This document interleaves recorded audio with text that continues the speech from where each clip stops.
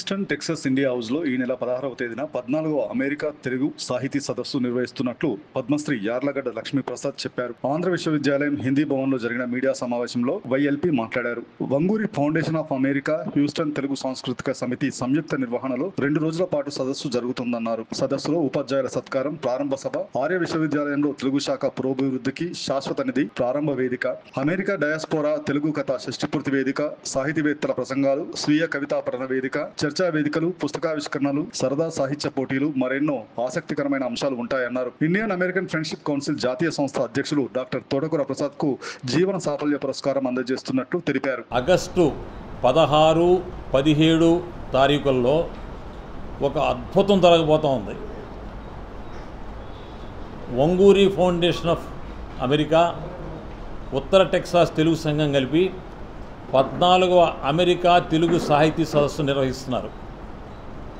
ఇందులో జరగబోయే అద్భుతమైన విషయాలు ఏమిటంటే 16 ప్రత్యేక ప్రసంగాలు ఉంటాయి సాహిత్యం మీద, 2 చర్చా వేదికలు, 15 గ్రంథాల ఆవిష్కరణలు, 23 మంది భారతదేశం నుంచి ప్రసిద్ధ సాహితీవేత్తలు, అమెరికా నుంచి 50 మంది తెలుగు సాహితీవేత్తలు, ప్రపంచవ్యాప్తంగా ప్రసారమయ్యేటువంటి ఈ 2 రోజుల కార్యక్రమం అనేటువంటిది చాలా అద్భుతమైనటువంటి విషయం.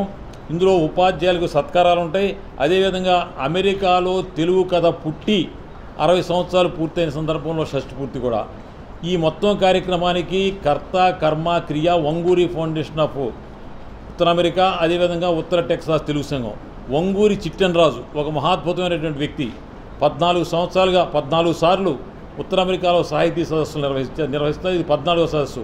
అదేవిధంగా ప్రపంచవ్యాప్తంగా India, Singapore, Australia, New Zealand, Qatar వివిధ దేశాల్లో కూడా ఈ తెలుగు సాహితీ సదస్సులు నిర్వహించారు. ఒకే వేదిక మీద ఒక 16 ప్రత్యేక ప్రసంగాలు, విషయాలు కూడా సినిమా సాహిత్యం, తెలుగు భాష ప్రాచీనతకు ఆధారాలు, తిరుగులేని శాసనాలు, తెలుగు సాహిత్యంలో దిగంబర కవిత్వం, నా ప్రస్థానం, సినీ దర్శక ప్రస్థానంలో సరికొత్త మైలురాయి, ఆర్య విశ్వవిద్యాలయం తెలుగు అభివృద్ధి కోసం శాశ్వత నిధి, మన కథల మూలాలు, అమెరికా డయాస్పోరా తెలుగు కథ, నిత్య జీవితంలో అనుభవాలను కథలుగా మలచడం ఎలా, తెలుగు హాస్యం ప్రత్యేకత, షడ్రుతుల సాహిత్యం, ఉద్యోగ విజయాల గ్రంథం నేను ఎందుకు రాశాను, సాహిత్యంలో సతీమణి, సారంగా సమకాలీన సాహిత్యం, తెలుగు సాహిత్యంలో కృత్రిమ మేధస్సు వినియోగం, ఇటువంటి ఈ విషయాల మీద అద్భుతమైనటువంటి ప్రసంగాలు, 15 గ్రంథాల ఆవిష్కరణ. మనకు ఒక గ్రంథావిష్కరణ జరిగితేనే గొప్పగా భావిస్తాం మనం. అటువంటిది 15 గ్రంథాలు ఆవిష్కరిస్తున్నారు. పాండీ బజార్ కథలు, అప్పిచ్చువాడు వైద్యుడు, అమెరికా ఇల్లాలి ముచ్చట్లు, కథ కంచికి, అమెరికా తెలుగు డయాస్పోరా కథలు, చారిత్రక వస్తు విశ్లేషణ, మదిలో వీణలు మోగే దాశరథి సినీ గీతాల విశ్లేషణ, ప్రాంజలి అపరాజిత హరివిల్లు, శ్యామకూర వెంకటకవి విజయ విలాసం, పరిచయ కావ్యం, హృదయగానం నేడే విడుదల, అనురాగ సంగమం, విమల చరిత్ర శతకం. అంటే 15 గ్రంథాలు ఈ 2 రోజుల్లో ఆవిష్కరించబడుతున్నాయి.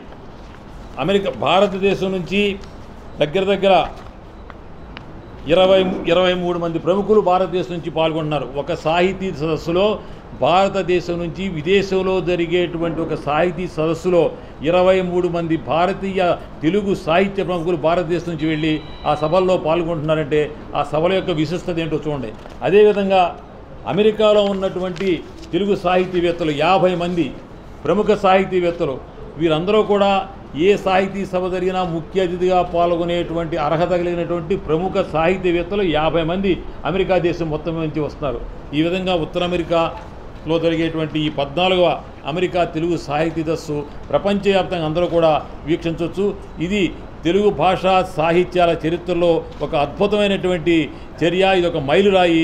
వంగూరి ఫౌండేషన్ ఆఫ్ ఉత్తర అమెరికా, వంగూరి చిట్టెనరాజు గారిని నేను హృదయపూర్వకంగా అభినందిస్తున్నాను. ఇది వెబ్సైట్ ద్వారా, జూమ్ ద్వారా ప్రసారమయ్యేటువంటి ఈ కార్యక్రమాన్ని ప్రపంచవ్యాప్తంగా అందరూ వీక్షించాలని కోరుతున్నాను. రేపు మధ్యాహ్నం బయలుదేరి నేను 15వ తారీఖు సాయంత్రానికి అమెరికా చేరుకుంటున్నాను. ఆ సభల్లో నేను కూడా పాల్గొంటున్నాను.